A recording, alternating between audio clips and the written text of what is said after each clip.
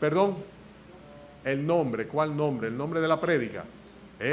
Yo nunca lo digo, el nombre de la prédica. La prédica está basada en lo que dice el versículo 24 de este pasaje que vamos a leer. Para que sepáis. Para que sepáis. Ese es el título. Para que sepáis. Lucas 5:17. Aconteció un día que él estaba enseñando y estaban sentados los fariseos y doctores de la ley, los cuales habían venido de todas las aldeas de Galilea y de Judá y de Jerusalén, y el poder del Señor estaba con él para sanar.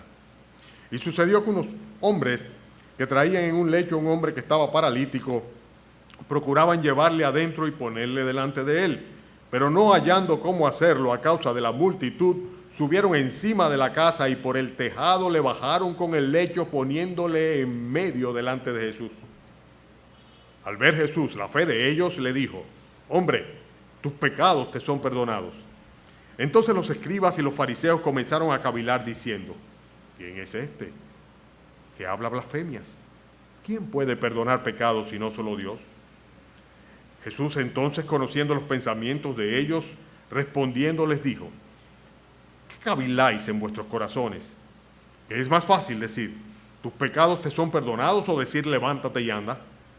Pues para que sepáis que el Hijo del Hombre tiene potestad en la tierra para perdonar pecados, dijo al paralítico: a ti te digo, levántate, toma tu lecho y vete a tu casa. Al instante, levantándose en presencia de ellos y tomando el lecho en que estaba acostado, se fue a su casa glorificando a Dios. Y todos, sobrecogidos de asombro, glorificaban a Dios y llenos de temor decían: hoy hemos visto maravillas. A veces nosotros tendemos a dar por sentado que las personas conocen al Señor Jesucristo, conocen el poder del Señor Jesucristo y la voluntad del Señor Jesucristo para con sus vidas. De hecho, los pastores nos sucede muy frecuentemente que damos por sentado que los hermanos en las congregaciones pues conocen una serie de textos en cuanto a la persona de nuestro Señor Jesucristo, y pues en base a este conocimiento supuesto del Señor, de su poder, de su majestad, de su soberanía, pues damos por sentado algunas enseñanzas adicionales que añadimos a ello. Pero sin embargo no siempre es así. Resulta ser que el Señor Jesucristo estaba como de costumbre haciendo lo que le era propio, y había una multitud de personas que estaban alrededor de ellos, pero no todos tenían un verdadero conocimiento de con quién estaban ellos relacionándose, de delante de quién estaban, de a dónde habían acudido y a verse con quién. El Señor tiene que darle, inclusive en el caso más específico también de estas personas religiosas, el Señor tiene que darle una por así decirle, una corrección y decirle, bueno, para que sepan, para que sepáis, ¿verdad? Porque resulta ser que muchas veces inclusive el Señor tiene que aún a los que creemos en Él, pues utilizar de condescendencia para volvernos a recordar cosas que se supone que sabemos, pero que no parece ser que las recordemos en un momento dado. Entonces en este texto vemos esto, que el Señor en un momento dado dice, para que ustedes sepan, y es para que ustedes sepan con quién están interactuando, dónde están ustedes, delante de quién es que están. Yo quiero que ustedes sepan estas cosas. De hecho, todo el texto, el pasaje que nosotros hemos leído, pues está lleno de enseñanza, de cosas que nosotros debemos saber, y son las cosas que vamos a enfatizar en esta mañana. Fíjense que la primera cosa la vemos nosotros en el versículo 17. Cuando dice acá que el Señor Jesucristo estaba haciendo ¿qué cosa ahí? Ese día, ¿estaba qué? Enseñando.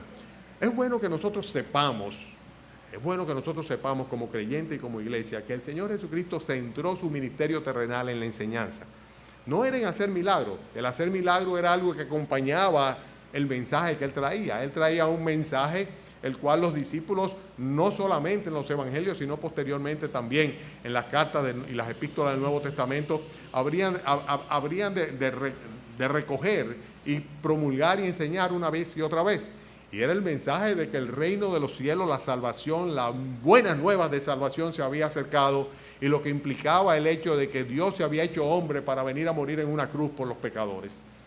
El Señor Jesucristo estaba enseñando en esa mañana. Y las iglesias locales tenemos que tener muy claro, y nosotros los creyentes, que en cualquier oportunidad en el cual haya un grupo de personas que se reúnan y nosotros seamos parte de ese grupo, pues debemos priorizar lo que tiene que ver con la enseñanza del mensaje del Evangelio de Salvación.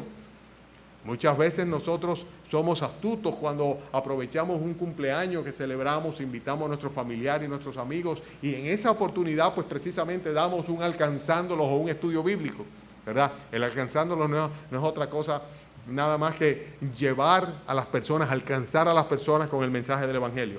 Y eso es utilizar sabiduría y astucia. Pero sin lugar a dudas, que cuando la iglesia local hace cualquier tipo de actividad, como bien lo decía y lo señalaba el hermano Oscar hace un ratito, nosotros tenemos siempre que poner un énfasis en donde el Señor ponía el énfasis. ¿Dónde ponía el Señor el énfasis? En enseñar. O sea, el Señor desde el principio de su ministerio comenzó yendo a la sinagoga y enseñando, y cuando se reunía era en alguna casa era enseñando, y cuando estaba al aire libre lo que estaba haciendo siempre era enseñando, predicando la palabra del Dios Altísimo. Y esto es una cosa que nosotros debemos saber. Si no incluimos este ingrediente en todas y cada una de nuestras actividades de grupo, entonces estamos fallando porque no estamos siendo consono con lo que el Señor Jesucristo enseñaba y practicaba.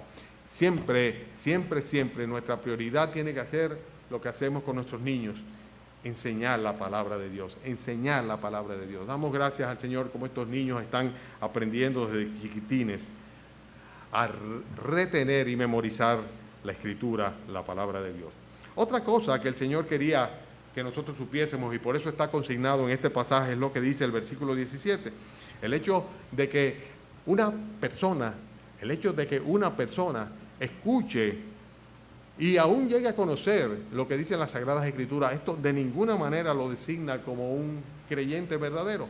Fíjense qué interesante que en el pasaje estaban ahí reunidos los fariseos, dice, y aún los doctores de la ley. O sea, las personas que realmente se preocupaban por lo que la revelación de Dios estaba a su alcance, todo el conocimiento del Antiguo Testamento, toda la revelación a través de Moisés y los profetas. Pero sin embargo no eran creyentes, absolutamente no eran creyentes. Cuando el Señor Jesucristo habla con ellos, en Juan capítulo 5, tiene que decirles: escudriñad las Escrituras, porque a vosotros os parece que en ellas tenéis vida eterna, y ellas son las que dan testimonio de mí. Porque no necesariamente por tú estar presente ahí, por tú venir a una iglesia, por tú sentarte en un lugar específico o por tú conocer algunos pasajes de la Escritura, eso te constituye en creyente. Y esto es algo que es bueno que nosotros lo sepamos. Por eso el Señor dice: para que sepáis, y le estaba diciendo el para que sepáis a sus mismos interlocutores, a los cuales le está dando toda una enseñanza desde el inicio, cuando comenzó a predicar la palabra de Dios. Después vemos nosotros también otra cosa que es importante que sepamos, y he mencionado ya dos. Primero, el hecho de que para Dios la prioridad es la predicación de la palabra, la enseñanza de la doctrina de Dios. Y en segundo lugar, el hecho de que el que tú participes de ello no te hace necesariamente un creyente. Y esto son cosas que nosotros debemos saber y debemos apropiarnos de estas realidades. Mucha gente dice: bueno, yo soy creyente, yo voy a la iglesia tal. Bueno, el ir a una iglesia determinada, el escuchar a una iglesia determinada, ¿verdad? En una iglesia determinada la palabra de Dios no te hace necesariamente un creyente. Sabemos que es otra cosa completamente distinta el tú apropiarte de la palabra de Dios y con esto entonces entregar tu corazón a Jesucristo pidiendo perdón por tus pecados para que Él y solamente Él te pueda dar una nueva vida y regalarte la vida eterna. La tercera cosa importante que dice aquí el texto que debemos saber tiene que ver con lo que implica la solidaridad en algunas circunstancias. O sea, sin lugar a dudas que la mayor manifestación de solidaridad que un ser humano puede tener para con otra persona tiene que ver con el conducir a esa persona a nuestro Señor Jesucristo. Y si tú y yo somos creyentes en Cristo, cuánto más debemos tener conciencia, debemos saber que lo mejor que podemos hacer por otro ser humano, cual que sea, familiar o no, amigo o enemigo, adversario, compañero, de cualquier manera, en cualquier forma que nos relacionemos con ellos, es que conducirlo a nuestro Señor Jesucristo. Y esto es precisamente algo que estaban haciendo unos 4 hombres. 4 hombres estaban conduciendo a un paralítico que no podía por sí mismo valerse a la presencia del Señor Jesucristo. Estas personas habían confiado, habían creído en que el Señor Jesucristo era el Mesías y que tenía el poder para poder sanar a su amigo, su compañero. Y de una manera muy sensata, toman entre los cuatro, se ponen de acuerdo, no realmente los cuatro, se ponen de acuerdo los cinco, incluyendo al paralítico, y llevan a este hombre a la presencia del Señor Jesucristo. Ciertamente, esta es la misma enseñanza que dice que trae la parábola del buen samaritano. Ustedes recuerdan que cuando, de una manera un poquito irónica, luego de la enseñanza, estoy haciendo lo que decía que hacemos los pastores siempre, que damos por sentado que ustedes recuerdan algo, que ustedes conocen los pasajes, ¿verdad? Ustedes recordarán que cuando viene la enseñanza o la aplicación de la parábola del buen samaritano, el Señor le dice a sus interlocutores, ¿quién pues fue su prójimo? Y le respondieron ellos, bueno, el que tuvo misericordia para con él, el que tuvo misericordia para con él, aquel hombre que fue asaltado por ladrones, aquel hombre que fue maltratado y que fue abandonado y que le pasaron por al lado diferentes grupos de personas y sin embargo se hicieron los desentendidos, pero hubo un samaritano que sí se preocupó no solamente de sanarle sus heridas, sino de llevarlo y encomendárselo al mesonero para que le cuidara y poner en su cuenta todo lo que fuera necesario. Y es muy interesante esto, porque el que usó de misericordia para con él fue precisamente la persona que actuó como un prójimo y que en realidad manifestó la solidaridad que los otros no tuvieron. Y hermanos, nosotros debemos saber, porque dice para que sepáis, ¿verdad? Nosotros debemos saber que no hay nada más importante que podemos hacer por otra persona que llevarlo donde él por sí mismo no va a llegar. Porque la naturaleza humana hace que la luz, al resplandecer entre las tinieblas, los hombres lo que hagan sea huir de la luz para esconderse en sus tinieblas. Y si hay una cosa que nosotros podemos y debemos hacer es precisamente llevar a la luz, llevar a Jesucristo a aquellas personas que están en tinieblas, aquellas personas que necesitan de nuestra misericordia. Y la mayor muestra de solidaridad es precisamente llevar a un pecador delante de nuestro Señor Jesucristo. Eso estaban haciendo ellos en combinación. Ellos habían creído que Jesucristo podía tener la solución para la condición de parálisis que vivía aquel hombre y en consecuencia, pues sencillamente se pusieron de acuerdo, lo tomaron entre cuatro y lo llevaron en una camilla para ponérselo delante del Señor Jesucristo. Estamos aprendiendo, ¿verdad? Dice, para que sepáis, pues vamos a saber, vamos a entender y vamos a apropiarnos de estas enseñanzas. La cuarta cosa que veo aquí, tengo un listado de 11, por eso ustedes ven que voy rápido, sobre todo considerando que yo sé que ustedes no tenemos el aire acondicionado todavía, pero posiblemente la semana que viene el Señor nos conceda tenerlo. Pues la cuarta cosa es el hecho de que cuando hay una unidad de propósito, es perfectamente posible superar barreras que de otra manera una sola persona no podría lograr. Este hombre no podía valerse por sí mismo, era un paralítico total, ¿verdad? Pero se propusieron llevarlo donde él. Y con este propósito que habían salido de llevar a este paralítico delante del Señor Jesucristo, a pesar de la barrera que el Satanás puso por delante, el bloqueo del gentío que ocupaba la casa, comenzando por los propios fariseos religiosos que se habían sentado alrededor del Señor Jesucristo, como siempre les gustan las primeras sillas, ¿verdad? Pues a pesar de este bloqueo, que era imposible, la gente se abarrotaba, estaba hasta fuera de la casa, los demás evangelistas dan mucho más detalles sobre esta situación del tumulto que se había agolpado ahí. O sea, era imposible llegar hasta el Señor Jesucristo. Se encaramaron arriba del techo. Y no solamente se encaramaron arriba del techo, sino que abrieron un boquete entre las vigas, ¿verdad?, el entramado que había en el techo, y hicieron descender al paralítico con todo y camilla delante del Señor Jesucristo. Imagínense el cuadro, el Señor Jesucristo sentado, enseñando, rodeado de personas por todos lados, y de un momento a otro hacía así, ¿verdad? Y ahí le bajan a este hombre enfermo y se lo ponen de frente. ¡Wow! ¡Qué escena, qué imagen! ¿Qué ustedes piensan que haría el Señor Jesucristo? Sin lugar a duda que pondría toda su atención en la actitud y el esfuerzo que estaban esas personas haciendo. Y yo me imagino que de una manera muy clara el resto de los que estaban ahí también hicieron exactamente lo mismo. O sea, frente a este propósito cumplido de sencillamente llegar delante del Señor Jesucristo, pues las puertas del infierno tuvieron sencillamente que ceder el paso. Entonces vemos acá esta enseñanza también. Ustedes recuerdan un pasaje que conocemos muy bien de Pedro en la cárcel. O sea, al principio de la predicación del Evangelio, dice la Escritura que Pedro fue tomado preso, lo metieron en la cárcel. Pero dice el texto de Hechos capítulo 12, versículo 5, que mientras que Pedro estaba custodiado en la cárcel con soldados y con cadenas, etcétera, etcétera, dice, la iglesia hacía sin cesar oración a Dios por él. Hermanos, cuando esta iglesia se ha puesto en un mismo sentir a orar por algo, a interceder delante de Dios, a presentar delante del Señor Jesucristo, ¿verdad?, a una persona, a una necesidad, a una petición, bueno, yo puedo dar fe de que el Señor Jesucristo ha puesto toda su atención sobre nuestra súplica y ha sido condescendiente y misericordioso una vez y otra vez y otra vez. Yo quisiera que alguna vez alguno de los que vienen los miércoles se tomara la molestia de hacer un listado de peticiones cumplidas, y se van a dar cuenta de que es una cosa que no para. Una vez y otra vez y otra vez y otra vez venimos aquí, oramos al Señor, presentamos en el medio de frente, en medio del Señor, presentamos nuestras necesidades, nuestras peticiones, nuestras urgencias, con una unidad de propósito, la iglesia reunida, y vemos al Señor siempre atender, como si fuera que dejara todo, ¿no?, para atender aquellas cosas que nosotros estamos presentando delante de Él. Es bueno que sepáis, hermanos, que la unidad de propósito es algo que el Señor realmente bendice, sobre todo cuando se trata de clamar a Él a favor de alguna persona. Pedro salió de la cárcel, sencillamente las puertas de la cárcel se abrieron y él salió de ese lugar. Un ángel fue al rescate de él.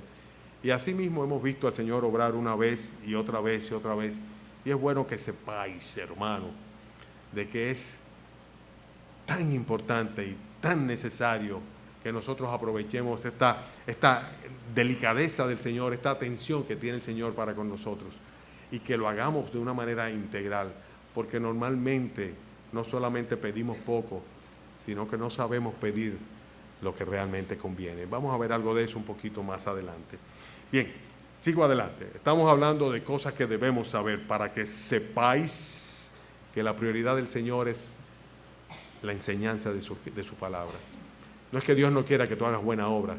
Sí, Él quiere que hagamos buenas obras, Él quiere que ayudemos al prójimo, etcétera, pero sobre todo Él quiere que prediquemos el mensaje de salvación, lo que puede transformar a un pecador en una persona salva y justa.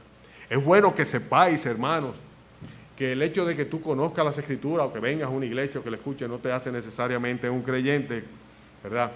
Pero a través de las Escrituras es como se llega a tener conocimiento de nuestro Señor Jesucristo. Y esto es lo que tú debes procurar, no ser solamente un oidor olvidadizo, sino un hacedor de la palabra de Dios.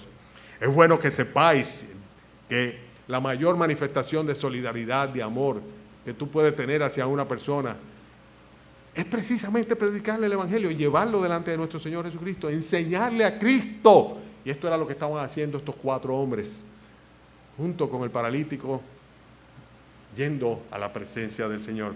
Y es bueno que sepáis también que cuando hay un mismo sentir, una unidad de propósito, prácticamente no hay barreras que puedan detener el impulso de la iglesia y la voluntad de Dios a favor de nuestras peticiones.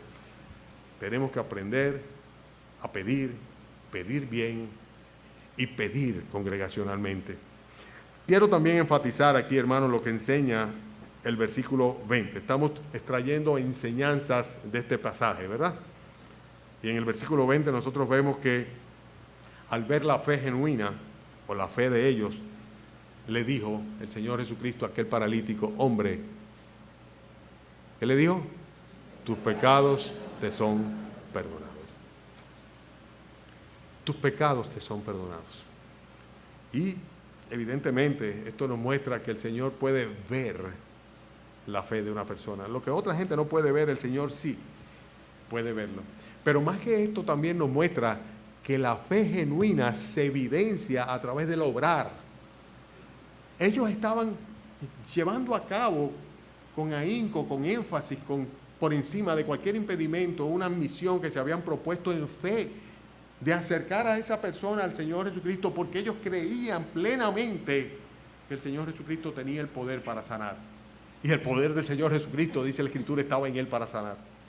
Ellos habían reconocido en el Señor Jesucristo la persona de Dios con el poder para salvar. Y el Señor, en consecuencia, identifica su fe, identifica la fe de ellos. Y es interesante porque Santiago dice que así como el cuerpo sin el espíritu está muerto, así también la fe sin las obras está muerta. En otras palabras, si tú eres un verdadero creyente, vas a actuar en consecuencia.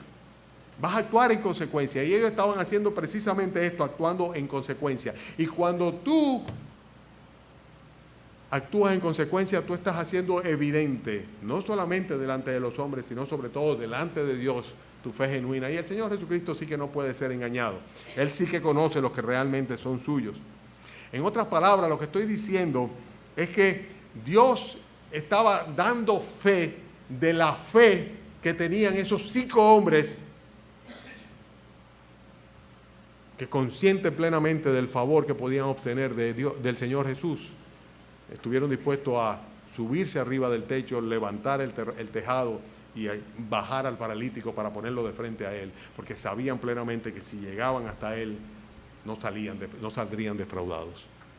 Esto es fe realmente, una fe que la identifica el Señor Jesucristo, que tal vez todo el resto de las personas que estaban ahí, ¿verdad?, lo hubieran visto como un acto de locura, pero el Señor lo vio como una manifestación evidente de una fe genuina.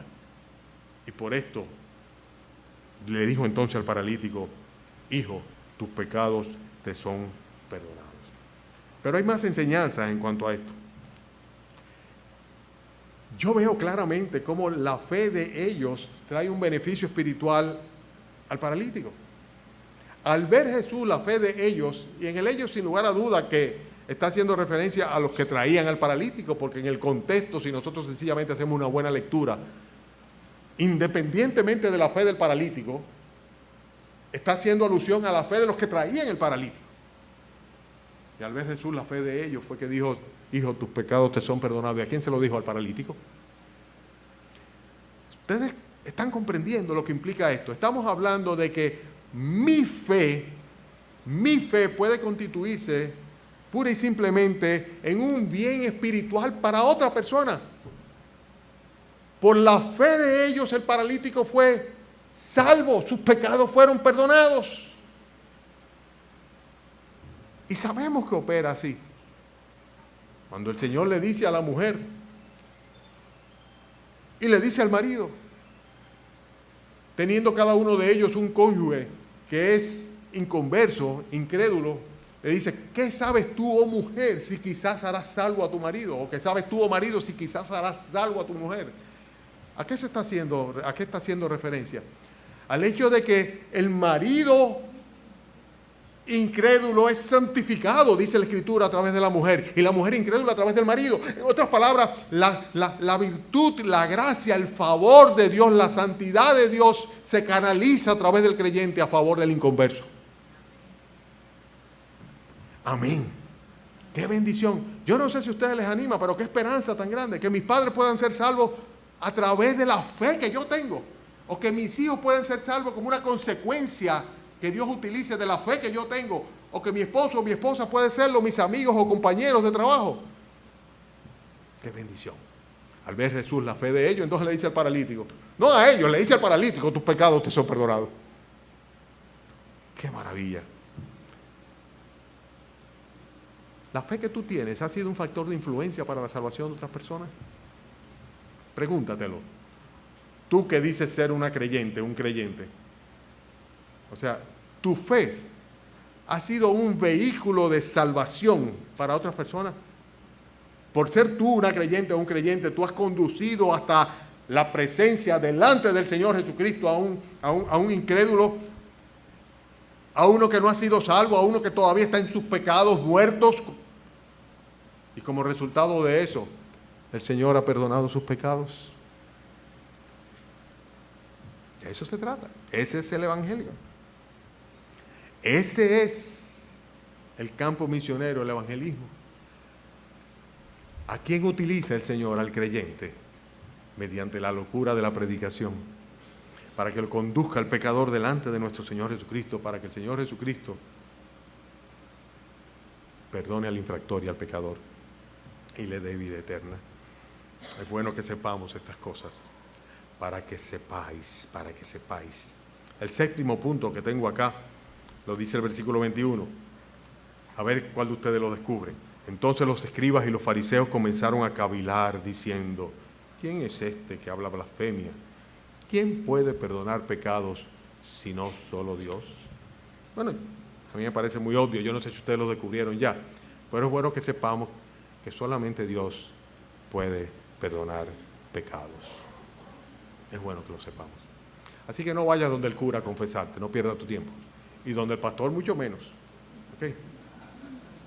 Mucho menos, ¿verdad? ¿Por qué? Porque tu problema realmente es con Dios. Tu problema es con Dios, ¿verdad? Él es quien puede perdonar tus pecados. Solamente Él puede darte limpieza. Solamente el Señor Jesucristo puede realmente hacer de ti una nueva criatura, limpia, declararte justo, justa, a pesar de quien hayas sido y quien vayas a ser. Consecuentemente, es donde Él. Venid luego y estemos a cuenta, dice el Señor. Si vuestros pecados fuesen rojos como el carmesí, dice, yo lo volveré como blanca lana. Pero es con Él, es con Él. Es con el Señor Jesucristo, porque ciertamente aún los fariseos ahí, los doctores de la ley, aún los incrédulos deben reconocer que solamente Dios perdona pecados. Y esto es algo que es bueno que lo sepamos, porque muchos tratan de conseguir el favor o la condescendencia de Dios por medio de sus obras o de su religión o de aplacar sus conciencias, y por eso no reconocen su pecado delante de Dios, el único que realmente puede perdonarle. ¿Y saben cómo perdona Dios los pecados de los hombres? Por medio de la fe en nuestro Señor Jesucristo, porque a Él ha establecido Dios como juez de vivos y muertos. Y estoy citando lo que las Escrituras dicen, para que sepáis, es bueno que sepamos esto, y lo recordemos, que solamente Dios puede perdonar los pecados. En Primera de Pedro, capítulo 4, el texto confirma lo que acabo de aclarar, que solamente nuestro Señor Jesucristo es quien Dios ha puesto para hacer juicio. Él es quien puede salvar y Él es quien ha de condenar. Por eso dice la Biblia que no debemos temer a quien mata el cuerpo y luego nada nos pueden hacer, sino que debemos temer más bien a aquel que luego de quitarnos la vida puede lanzarnos al infierno. Y está hablando de nuestro Señor Jesucristo, el juez de todos los hombres. Él es Dios y delante de Él es que tenemos que dar cuenta. Consecuentemente tenemos que venir delante de Él y pedir perdón por nuestros pecados, porque Él es quien puede perdonar los pecados. Jesucristo conoce nuestros más íntimos pensamientos. En el versículo que sigue, en el versículo 22, vemos cómo el Señor Jesucristo conoció lo que ellos estaban cavilando. Y es interesante porque dice, estaban cavilando en sus corazones, ¿verdad? Entonces dice, y respondiendo les dijo. O sea, es como si el Señor hubiera escuchado, como si fuese una voz, lo que ellos estaban simplemente pensando en sus corazones.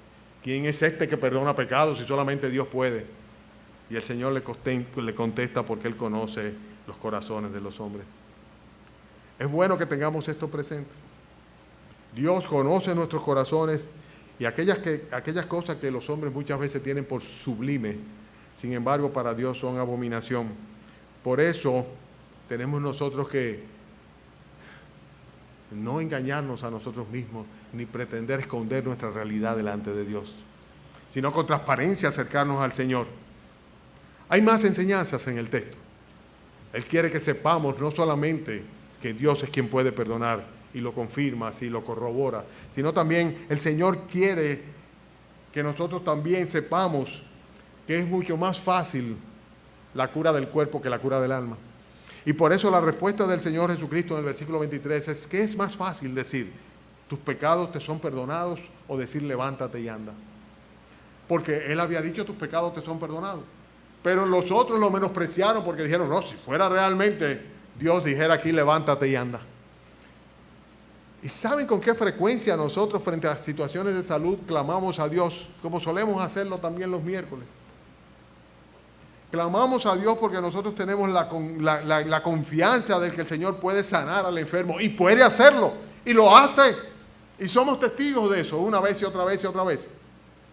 Pero hay todavía una enfermedad mucho peor, que es la enfermedad del alma, la que trae el pecado, la que indefectiblemente lleva a la muerte. Y qué bueno cuando podemos presentar al Señor nuestras súplicas por la conversión y la salvación de las personas. Tú tienes una lista de oración, yo me presumo, una lista que tú la tienes ahí, vas anotando y vas tachando. Presumo que lo haces, ¿verdad? Y que en tus devocionales diarios tú tienes tu lista, ¿verdad?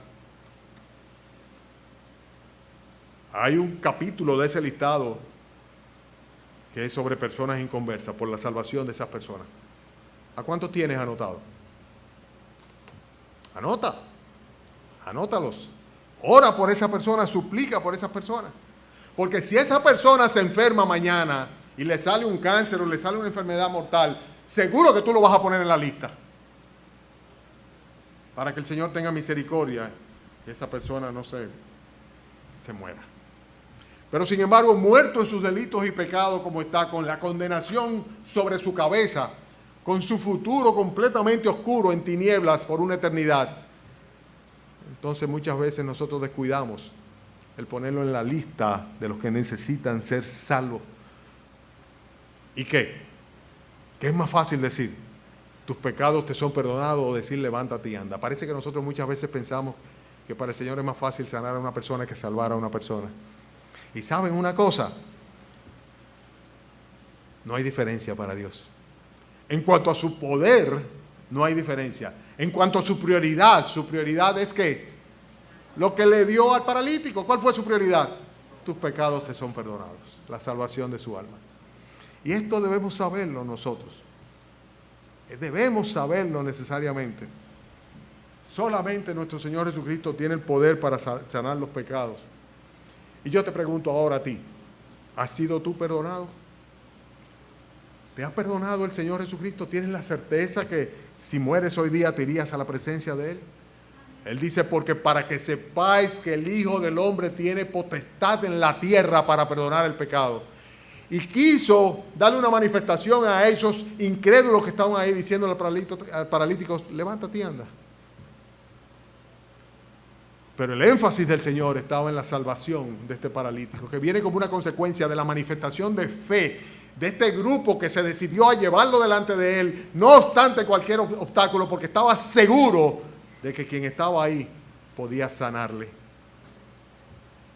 Tenía el poder para transformar la condición y la situación de ese paralítico. Es bueno que sepamos, hermano, es bueno que sepamos estas cosas, amigos.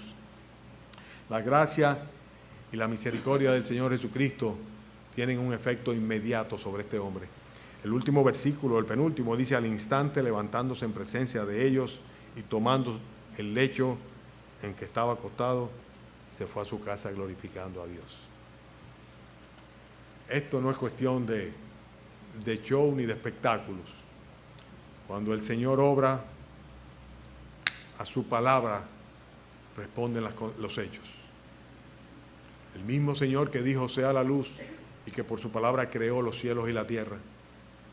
Este mismo Señor a un pecador le dice, sé salvo, tus pecados te son perdonados. Y no te quepa la más remota duda de que al instante, así como se paró el paralítico, al instante fue salvo ese hombre.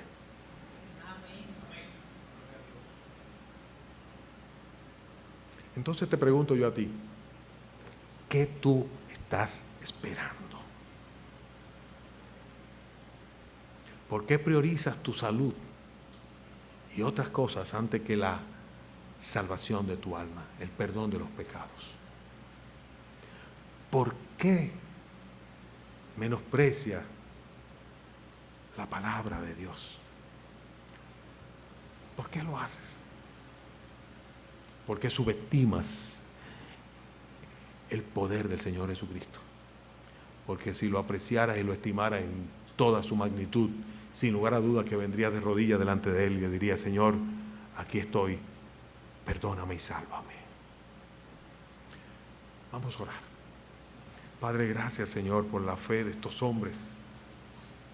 Y gracias, Padre, por el ejemplo que se constituye para nosotros. Gracias, Señor, por tu misericordia para con este paralítico, Señor. Y gracias, Padre, por la manera como tú manifiestas también tu misericordia para con nosotros. Gracias, Señor, por tu poder, el cual, Señor, nos retraes para premiar, Señor, si así cabe decir, la disposición de acercarse a ti con un corazón sincero, no como los fariseos y los doctores de la ley, sino como aquellos 5, para buscar de ti misericordia. Oh Señor, permite que hoy sea un día de salvación en esta casa, en esta tu casa. Permite que en este día, Señor, los pecados de algunos sean perdonados, Señor. De aquellos, Padre, que tú has ordenado para salvación.